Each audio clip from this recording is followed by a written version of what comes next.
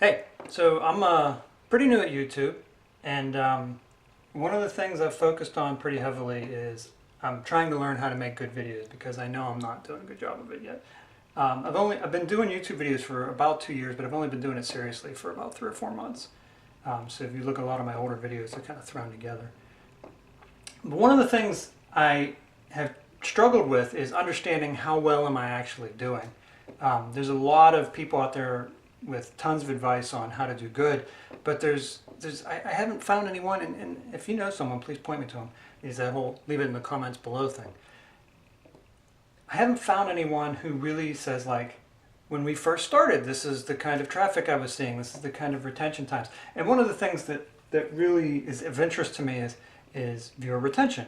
And I think that's because since I've got such a heavy focus right now on learning how to make better videos, I've used it as a gauge that if people are watching, the more of the video that people are watching, the better the video must be. And I don't know if it's 100% true, but I think it's certainly worth considering. So, like, I don't know if my retention times are typical for someone who's just starting out and who's just starting to market their stuff and hasn't got a following yet, you know, that sort of thing. At the time of this video, I've got a handful over 100 subscribers, so I mean, I'm small potatoes in a very big pond still. But you know, everybody started out, even if only for a very short time they were small nothing. Everybody started out as a small nothing. So I'm wondering, like, compared to me. So there's a number of reasons why I'm making this video. The first one is so that other people starting out can see, they can compare themselves to me. I don't know if that's going to be important. I think it'll be more interesting to look back at this video a year from now, and that's another big reason. It'll be interesting for me a year from now to look at this video and go, oh, look how much I've grown, or look how much I haven't grown, you know, whichever one, we'll see what happens. But also for people who are starting out a year from now to look at how big I am, look at how big I was now, and say, well, you know, this is the same kind of growth I'm seeing, or, you know, which may be a good thing or maybe a bad thing, depending on how things turn out with me. The most selfish reason I'm doing this is because I'm hoping that if I make this video, other people who are further along or maybe the same place will do the same thing and we can compare notes, because that would really help me to understand, do I need to work harder? Am I on track and I don't need to worry about it? I just don't know at this point.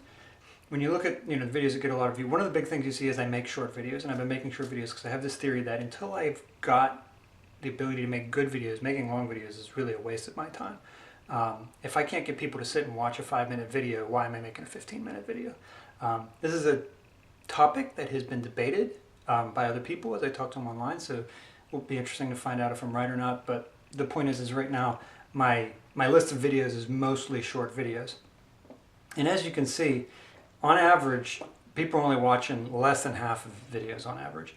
One of the problems is when you look at a lot of these videos that have good viewer retentions, they're very, very short. And I feel like there is like you have this 43-second video. I think there's a problem with that. Is I think if you're marketing your videos, you're saying, hey, Facebook, Twitter, or whatever, come watch my videos. People come watch them. People give you a certain amount of time in a lot of cases before they say, I don't really want to watch this. Let's say that amount of time is 1 minute. In a 15-minute video, if they bail out at 1 minute, well, you get a very, very low retention. It's a tiny percentage. But if it's a 1-minute video, they're gonna watch the whole thing before they realize, oh, I didn't want to watch this in the first place. So I think one of the problems with having short videos, and this is, when you look at these numbers, this is very consistent. The shorter the video, generally the better retention times I get. So I had to you can't just sort these by retention times. You got to look at, like, well, how many. The other thing is when you get to the second half of this, videos that don't get a lot of watch time, you wonder, well, how reliable are those statistics? If I only got a total of 15 minutes of people watching this, do I rely on these statistics? You know, so you get down to these things where there's hardly anybody, and I have 12 seconds, 16. I have some very, very short ones here, but you look at the retention times, look how high they are. And that's because if somebody doesn't want to watch them, they don't have enough time to click away. So I don't think it's a good indicator. But also, you know, when you don't have a lot of views, it's not very helpful either, because you're not getting really accurate ideas of what's actually going on. I decided that this is one of the most indicative of high quality. Now, it's a 5-minute video, which I think is long enough that, you know, people have an opportunity to go away if they don't want to. But it's short. It's it's got enough views. It's got 77 views, which I know is not a lot, but I think it's enough that you start to get an idea. I mean, with 77 views, I think the statistical anomalies are gone at that point. I mean, as you get, so you get down something around 20 or 30 views, I think you could still have a statistical anomaly, but I think you get up to 77 and you're starting to getting to the edge of having enough views that you know that this is pretty accurate. So when you look at this video, the average percentage viewed is 73%. That doesn't tell the whole story either, because you have this massive drop off up until, it's hard to gauge exactly, but up until around minute 24. People are I'm losing people a little bit of time. And you get to minute 24 and then it stays pretty constant, and then you have this other drop off here and then it kind of stays constant. So when you look at it, really, I feel like the percentage, even though the average view percentage is 73, the actual view percentage is closer to 60, 65 maybe, 68, 65. So it's still pretty good. So that's kind of giving an idea of and this is, like I said, this is one of the best as far as what the statistics tell me. I mean, whether or not it's my best video, I don't know, but it's one of the most popular from the standpoint of, do people watch the whole thing? So for me, this is I need to go back and study this video and understand, okay, what am I doing here? This is something that people want to see. I need to make more videos like this. And I think that's a great thing. I do feel pretty happy that this is climbing. I find it interesting that the average view duration has been climbing, and that's a good thing. I think it needs to climb much faster than it is, but it means that something I'm doing is right, even if it's not great. I'm doing something right. I think it's interesting that as that average view duration is climbing, the average percentage viewed isn't really changing. Now you go back to when hardly anybody was watching, and these stats are completely worthless. It goes from 100%, one person will watch the whole video, and then the next day, almost nobody watches. So these values here are worthless to look at. Right around here is where I start getting enough traffic that the values are interesting. And the problem is I'm still right around 50%, and that's frustrating because it doesn't. I would like to see this climb, obviously. So this is one of my worst videos measured by retention time. You can see that I lose a lot of people. And interestingly enough, it's still around, the massive drop-off goes up until right around 2 minutes. That other one, the initial drop-off was only about a minute, and I think that's indicative of people losing interest. You direct people to it, or YouTube directs them to it, and 1 to 2 minutes is what they give you before they go, I don't really want to watch this. So I think that's interesting. I see this a lot. I see this initial drop off where it goes from 100% down to 75 in a span of 15 seconds is very common. If you look at all of my videos, you see this losing 25% of the audience in the first 15 seconds, almost every video. I think the lesson that I need to learn there is I need to open stronger. I need to open with an explosion or fireworks or something, I don't know.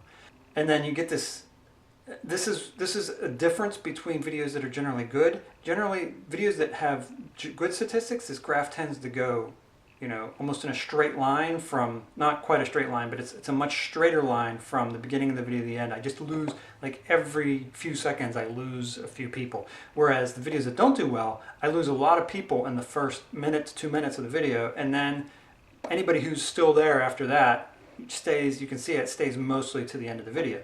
And the interesting thing here is the average view percentage is 33, but when you look at the actual percentage of people that are staying to the end is actually 33 too, whereas in the other video, those numbers kind of ended up being sort of different. So this is another good video to watch to go, well, what am I doing here? Because I don't want to do that. So again, I think hopefully this hasn't been too rambling. I'm still trying to put together a full understanding of what I can learn from this and how I can use it.